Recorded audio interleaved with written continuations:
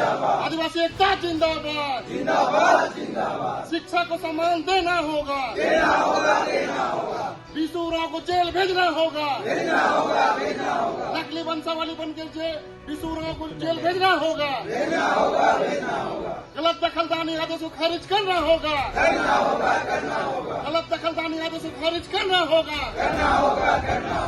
बीसू राव आज जमीन का मालिक नहीं है। बीसू राव जमीन का मालिक नहीं है।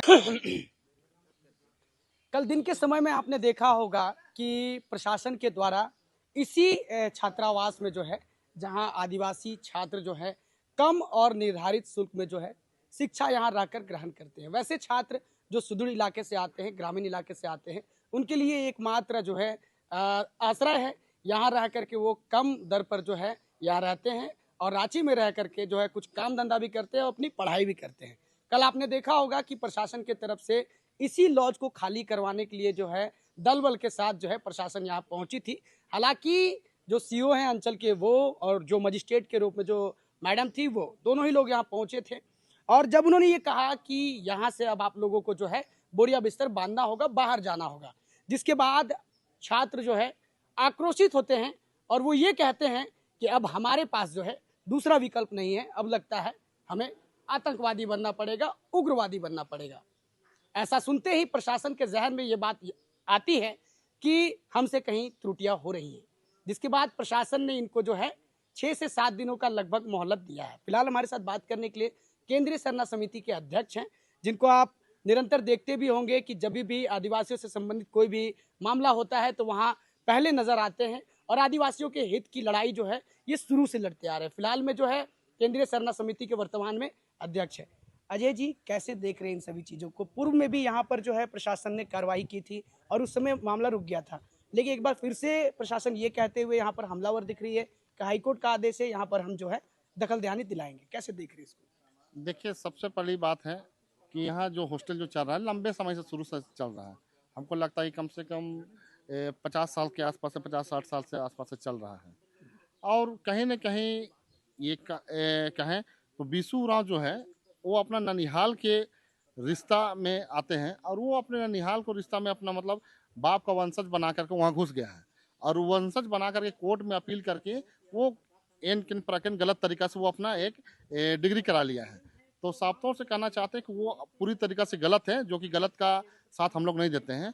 और कहीं ना कहीं हम लोग कानून का भी सम्मान करते हैं, कोर्ट का न्यायालय का भी सम्मान करते हैं। लेकिन ये बीसू राव जो है ये न्यायालय को मतलब कहें गुमराह कर करके इस तरह का दखलदानी का आदेश ले आया और उसी दखलदानी के आदेश के अनुसार कल प्रशासन के द्वारा मजिस्ट्रेट डिप्यूट करके जो दखल कराने का प्रयास किया जा रहा था। तो बहुत लोगों को ये समझ में आ गया कि बीसू राव जो गलत व्यक्ति है, जो गलत तरीके से अपने आप को मतलब कोर्ट को गुमराह करके जो दखलदानी ले लिया है। लेकिन हम लोग चाह रहे हैं कि पूरे अभी इसलिए करके हम लोग पूरे स्टूडेंट छात्रों से मिला, जो कि पूरे लोग छात्र गुमला, लोहरदगा, घाघरा मतलब इस टाइप से आते हैं, जो गरीब बच्चे लोग हैं, जो अपने पढ़ाई लिखाई का समझे कि बढ़िया हॉस्टल में नहीं रह करके पढ़ाई नहीं कर सकते। तो ये मिनिमम चार्ज में इस हॉस्टल में लोगों को रखा जाता है और यहीं से रह करके लोग अपने पढ़ाई शिक्षा ग्रहण करते हैं और आगे डॉक्टर, IAS, IPS इंजीनियर कुछ भी यहीं से पढ़कर तैयारी करके बनेंगे। तो हम लोग उनका सबका आशीर्वाद है ये सभी छात्रों के ऊपर में। हम लोग तन मन धन से इसको मदद करने आए हैं कि आपको जहाँ जरूरत पड़ेगी हम लोग मदद करेंगे। और साफ तौर से मैं कहना चाहता हूँ कि जिस तरीका से वो गलत ढंग से बीसू जो कोर्ट के माध्यम से आया हुआ है दखलदानी करने, उसको हम लोग निरस्त करने के लिए कोर्ट में अपील केस करेंगे और उसको जो भी आदेश हुआ उस आदेश को हम लोग खारिज करने का काम करेंगे। कल प्रशासन यहाँ आई थी, क्या कुछ कहा गया प्रशासन के द्वारा और क्या कुछ कहते हुए जो है कार्रवाई को रोकी गई? देखिए, प्रशासन तो एक तरह से होता है आदेश का पालक होता है। वो तो कोर्ट का, न्यायालय का आदेश जो होता है, उच्च अफसरों का जो आदेश होता है उसके अनुसार ही लोग आते हैं यहाँ पर और उसी के माध्यम से लोग यहाँ पर आए थे। प्रशासन में कहीं कोई किंतु परंतु नहीं है। प्रशासन सिर्फ एक ही बात को बोला है कि हम लोग फिर भी आएंगे और लेकिन आप लोग अपना जो भी है कोर्ट के न्यायालय जो भी मामला एक्स्ट्रा लगाना लगा लीजिए, नहीं तो फिर वो आ सकते हैं, यही बात को बोले। अच्छा, दखल देहानी जो है कई कैसे जमीनों की जो है दखल देहानी कोर्ट की तरफ से आदेश हो चुका है, लेकिन जो सरकार है या फिर प्रशासन है वो पहुंचती है दखल देहानी दिलाने के लिए, लेकिन जब पता चलता है कि गलत तरीके से उस जमीन को कहीं ना कहीं प्रशासन को गुमराह करके किया गया है, इस कोर्ट को भी कहीं ना कहीं गुमराह किया गया, तभी तो कोर्ट ने आदेश दिया। तो निश्चित तौर पर इस तरह की तस्वीर जब निकल के सामने आती है, जब कोई जगह हजारों हजार लाखों लाख बच्चों का भविष्य गढ़ रहा हो और उस पर जब है सरकार ये कहती है कि आपको खाली करना पड़ेगा, प्रशासन ये कहती है खाली करना पड़ेगा, तो आखिर युवा जाएंगे कहाँ पर? उनके लिए क्या विकल्प बचा है? देखिए, साफ तौर से ये निश्चित रूप से मैं कहना चाहता हूँ कि जो छात्र हैं, ये कहीं न कहीं बिखराव की ओर भटक जाएँगे। अगर यहाँ से निकलेंगे, तो बिखराव जो उनका पढ़ाई जो लिखाई जो खत्म होगा, तो कहीं न कहीं कोई कोई बदमाश बनेंगे, कोई उग्रवादी बनेंगे। बहुत तरह तरह का मतलब समझिए समाज के लिए ये ठीक बात नहीं है। इसीलिए पूरे समाज के लोगों को ऐसे लोगों को मदद करना चाहिए और जब ज़रूरत पड़ी, क्योंकि ये हमारे देश, हमारा राज्य का एक रीढ़ होता है शिक्षा और ख़ासकर युवा पीढ़ी। और युवा पीढ़ी जब शिक्षा ग्रहण करने के लिए इस जगह पे रह रहे हैं, तो सभी लोगों का कर्तव्य बनता है कि ऐसे लोगों को मदद करना चाहिए।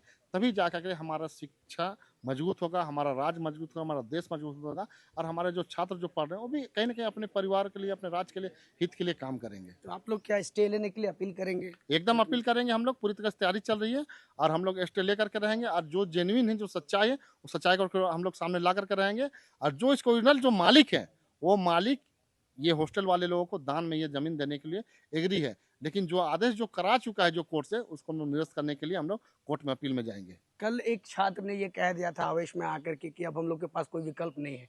ऐसी तस्वीर जब निकल के सामने आती है और जब छात्र उग्र होते हैं तो उनके ज़हन में आता है कि अब गलत रास्ता चुन लेंगे। तो क्या आपको नहीं लगता है कि इस तरह के फैसले से, कोर्ट के फैसले से, अगर कोर्ट बिना जाँच पड़ताल किए हुए प्रशासन की मिलीभगत से इस तरह के फैसले आते तो उनमें कहीं न कहीं रोष बढ़ेगा प्रशासन के प्रति? देखिए, कहीं न कहीं बहुत सारा चीज़ ऐसा मामला होता है, जो कि गलत डिसीज़न कभी-कभी हो भी जाता है।